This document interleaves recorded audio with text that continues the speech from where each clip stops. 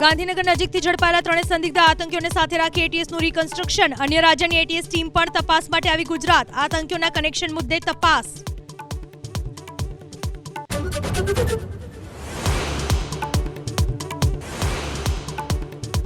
રાજ્યમાં હજુ એક સપ્તાહ બેવડી ઋતુનો થશે અહેસાસ. મોટાભાગના વિસ્તારમાં મહત્તમ તાપમાનમાં વધારાથી બપોરે અનુભવાશે ગરમી. રાત અને સવારના અનુભવાશે ઠંડીનો ચમકારો.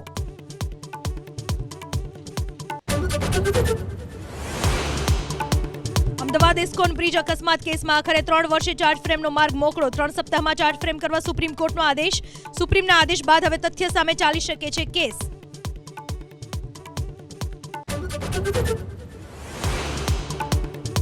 બિહારમાં આજે અંતિમ તબક્કાનું મતદાન. 20 જિલ્લાની 122 સીટો પર મતદાન માટે મતદારોની લાગી કતાર.